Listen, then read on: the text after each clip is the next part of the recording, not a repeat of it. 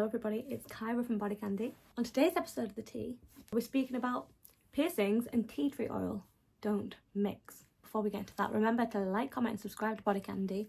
Make sure you see all of our videos. It happens to nearly all of us. Eventually we get the dreaded irritation bump. In this modern world, most of us respond the same way. We get on the internet and look for advice. This is usually the greatest way to get any information that you need. For example, this video that you're watching right now. However, not all information is created the same, and there can be a lot of bad advice and a lot of misinformation mixed in with good advice. One of the most commonly dispensed pieces of terrible advice is tea tree oil. Let's start out with a very simple bit of advice.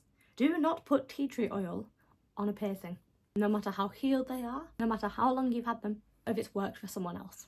Tea tree oil is powerful stuff, why it's good for various minor skin ailments that are not irritation bumps on your piercing, but because it's so powerful, the oil is so incredibly concentrated, to be diluted with a carrier oil such as sweet almond, emu or jojoba before you put it on your skin.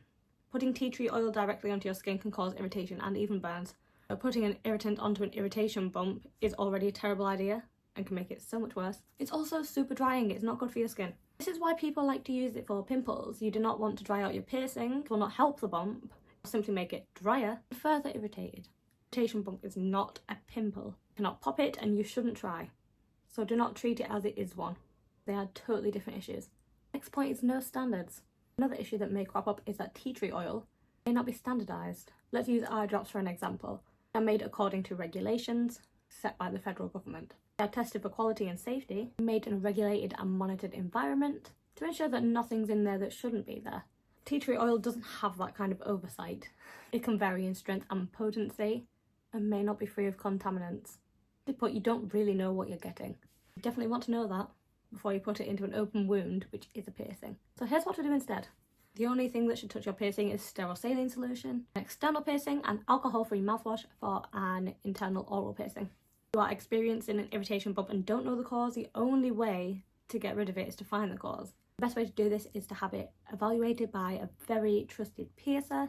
Make sure the angle, anatomy and the jewellery are correct for the piercing. If the angle of your piercing is not correct or you don't have the right anatomy for it, all the treatments in the world will not make it work. Your bump won't go away. If you suspect that your irritation bump might actually be an infection, go and see a medical professional. So in conclusion, tea tree oil is a useful treatment to keep in your medicine cabinet for minor things, but it must be used properly.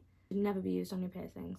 Relying on a trustworthy piercer, using proper hygiene and aftercare, and avoiding harsh chemicals, the best ways to ensure that you don't run into a situation where you might be tempted to use it. So please let me know if this video helped. It'll spread a little bit of awareness as to why this isn't a very good option for piercings. If you did find this useful, please consider liking, commenting and subscribing to BodyCandy. You'll see loads more useful information videos. I'll see you on the next one. Bye.